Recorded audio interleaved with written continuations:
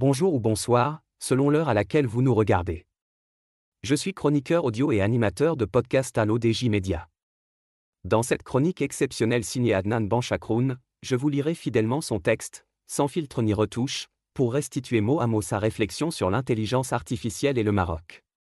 Voici donc, non, je n'ai pas été invité aux premières assises de l'intelligence artificielle au Maroc. Je ne suis pas, trop, vexé, mais voilà ce que j'aurais aimé partager avec les participants à ces assises que j'applaudis d'un autre côté. Non, je ne serai pas dans la salle. Pas de badge, pas de programme, pas même un lien Zoom égaré. Et pourtant, je suis resté aux aguets. J'aurais écouté sagement ce qui se disait, j'aurais lu entre les lignes. J'aurais observé ce que notre pays commence ou hésite encore à faire avec cette grande affaire du siècle, l'intelligence artificielle.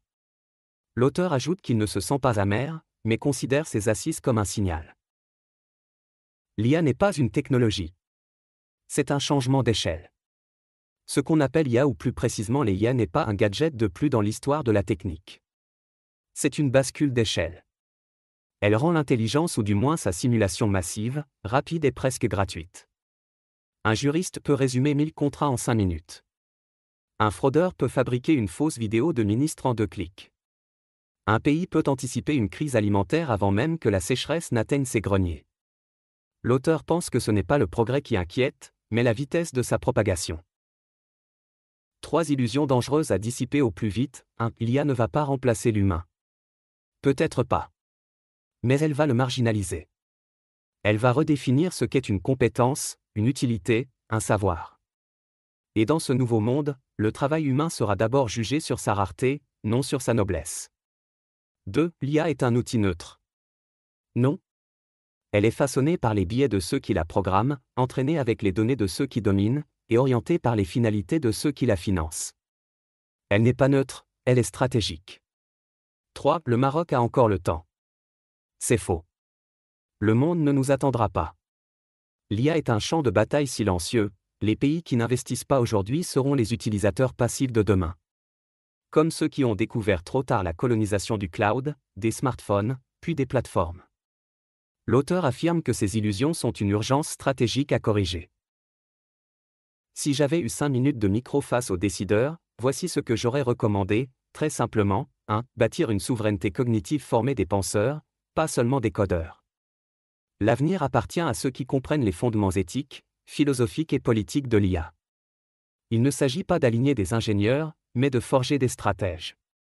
2. Créer une zone pilote marocaine de l'IA. Imaginez une ville, pourquoi pas Bangurir, Dakhla ou un territoire rural où l'on teste, en conditions réelles, l'usage de l'IA dans les services publics, santé, éducation, transport, gouvernance locale. Une zone d'innovation éthique, 100% marocaine. 3. Contrôler nos données comme un bien public. Les données sont notre ressource la plus précieuse. Nos sols, nos gènes, nos langues, nos flux énergétiques, nos habitudes de consommation. Sans souveraineté sur les données, il n'y aura pas d'IA marocaine, juste un Maroc servile à l'IA des autres. 4. Adopter un principe de non-alignement algorithmique. Ni Chine, ni GAFAM, penser une voie marocaine, adaptée à nos valeurs, à notre culture, à nos priorités. Refuser l'IA de surveillance à outrance comme celle de la marchandisation sans frein. Inventer une éthique hybride, africaine, islamique, méditerranéenne. L'auteur appelle ici à une vision ancrée dans les réalités du Maroc. Le vrai danger, ce n'est pas que l'IA devienne plus intelligente que nous. C'est qu'on lui délègue nos responsabilités humaines sans même s'en rendre compte. Gouverner, éduquer, juger, soigner, voilà des actes qui engagent l'âme, pas juste des algorithmes. Le Maroc, dans ce 21e siècle chahuté, a une rare opportunité, il peut devenir un modèle de gouvernance intelligente de l'IA pour l'Afrique et le monde arabe.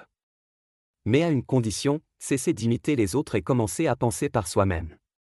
L'auteur conclut en appelant à une vigilance humaniste et proactive. Merci de nous avoir écoutés jusqu'ici.